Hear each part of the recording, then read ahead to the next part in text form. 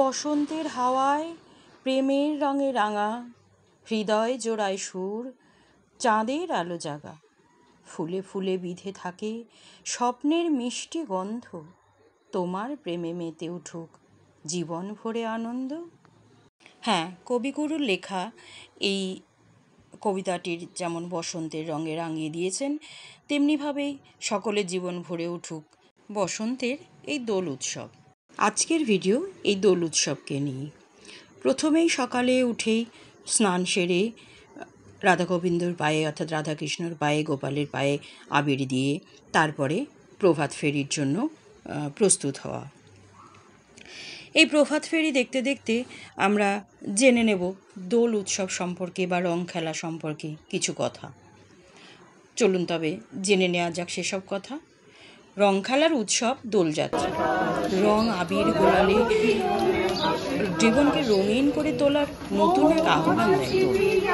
বৈষ্ণব বিশ্বাসীদের মতানুসারে ফাল্গুনী পূর্ণিমা তিথিতে বৃন্দাবনের নন্দকাননে ভগবান শ্রীকৃষ্ণ রাধিকা দেবী এবং তার সখী ও অন্যান্য গোপীদের সাথে রং খেলায় মেতেছিলেন। এই দিনকে স্মরণ করতেই দোলযাত্রার সূচনা হয়েছিল। তাই প্রত্যেক বছর ফাল্গুন মাসের পূর্ণিমা তিথিতে প্রচলিত পঞ্জিকা অনুসারে 14তম রাতের পরবর্তী দিনে উদযাপিত হয় দোল। পণ্ডিতদের মতে রাধাকৃষ্ণের দোলনায় দোল বা দোলায় গমন করা থেকেই দোল কথাটির উৎপত্তি।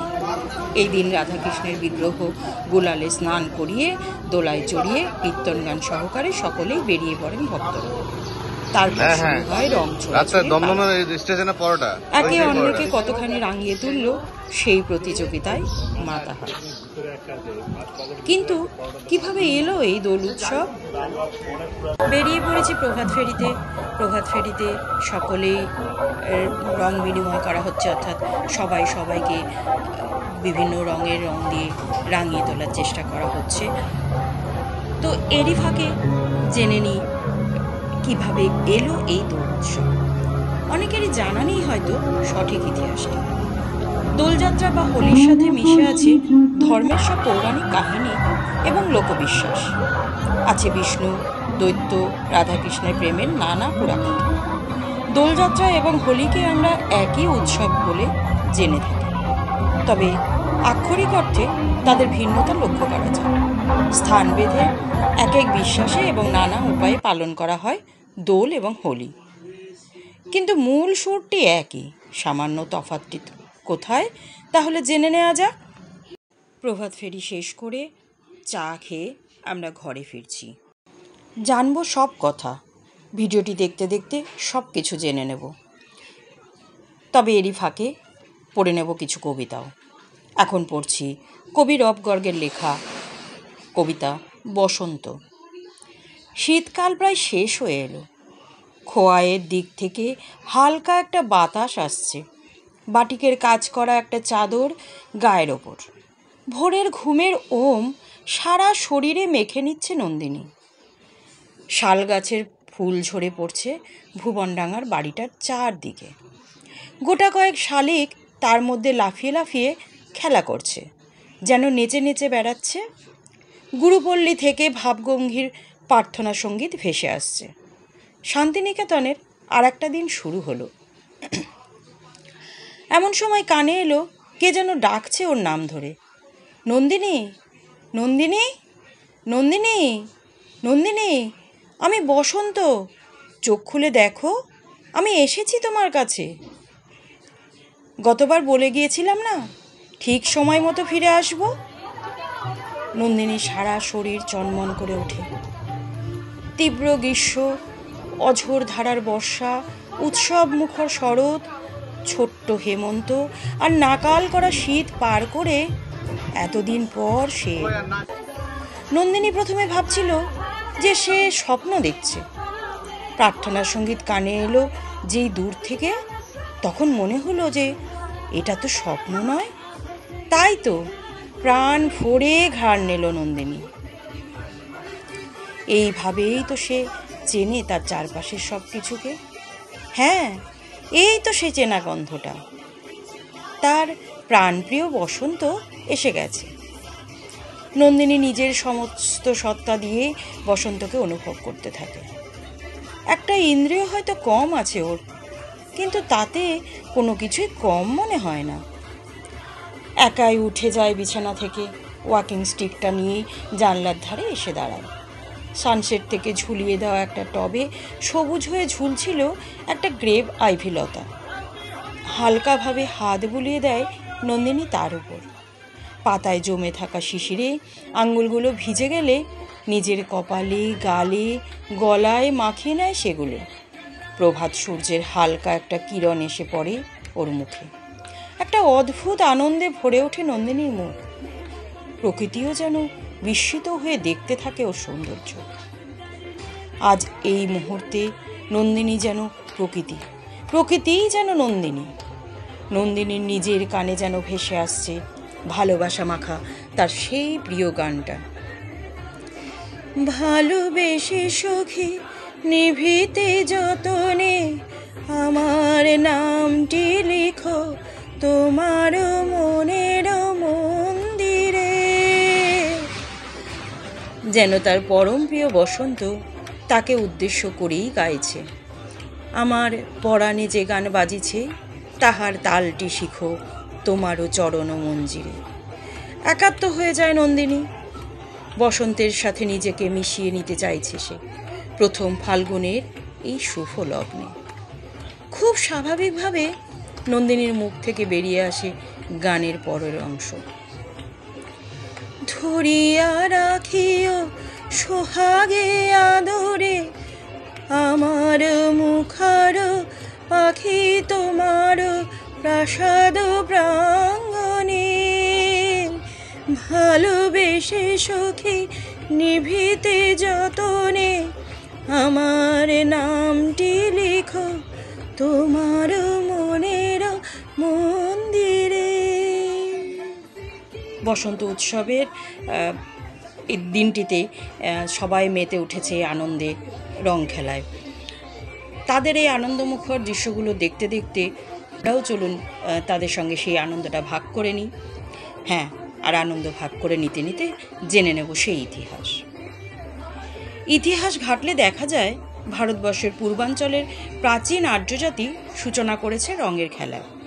আবার এমনটাও জানা যায় যে খ্রিস্টের জন্মেরও কয়েকশো বছর আগে থেকেই হোলি উদযাপিত হয়ে আসছে এই ধরায়। প্রাচীনকালের পাথরে খোদাই করা ভাস্কর্যে নাকি এই উৎসবের উল্লেখ পাওয়া গিয়েছিল। দোলের কথা লেখা আছে পবিত্র গ্রন্থ বেদ ও পুরাণেও। 700 শতকের দিকে রাজা হর্ষবর্ধনের সময়ে সংস্কৃত ভাষায় লেখা একটি প্রেমের নাটিকাতে হোলি উৎসবের উল্লেখ পাওয়া যায়। পরে বিভিন্ন মন্দিরের গায়ে খোদাই করা চিত্রকর্মে হোলি খেলার নমুনা বিভিন্নভাবে ফুটে উঠেছে বলে দাবি করেন বিশ্বাসীরা। তাহলে বলতে হয় হোলি বেশ প্রাচীন একটি উৎসব। ইংরেজদের কাছেও বেশ জনপ্রিয়তা পেয়েছিল দোল উৎসব। প্রথম দিকে এই উৎসবকে তারা রোমান উৎসব লুপের ক্যালিয়া হিসেবেই মনে করেছিল। অনেকে অবশ্য একে গ্রিকদের উৎসব ব্যাকানালিয়ার সঙ্গেও তুলনা করেছিলেন। কিন্তু আমরা হিন্দুরা এই দোল উৎসবকে রাধাকৃষ্ণের দোলযাত্রা বলেই জেনে থাকি। তো অনেক কিছু জানলাম দোল সম্পর্কে, অনেক কিছু পড়লাম। এবার চলুন না এই যে আনন্দতে মেতে উঠেছে সবাই, তাদের এই আনন্দমুখর দৃশ্যগুলো দেখতে দেখতে কবি লক্ষণ ভাণ্ডারীর একটি কবিতা শোনা যাক। কবি লক্ষণ ভাণ্ডারীর সেই কবিতাটি এবার পাঠ করছি। আজকে হোলি খেলবো হোলি, আজকে সবার সাথে আবির রঙে রং রাঙিয়ে নাচবো আঙিয়ে নাতে। পলাশ বনে ফুল ফুটেছে কোকিল গান গাহে, আজকে হোলি পুলক জাগে উথুক মেতে প্রাণ। আজকে জানি দোল পূর্ণিমা হোলি খেলার দিন, ফাগুন রঙে প্রভাত বেলা হলো আজ রঙিন। মেতেছে আজ হোলি খেলায় ছোট বড় সবাই, খেলেছে হোলি সবাই মিলে রং লাগিয়ে গায়। হোলির দিনে কাঁদছে কেন ছোট্ট খোকন সোনা, দেয়নি কিনে পিচকেরি রং খেলতে হোলি মানা।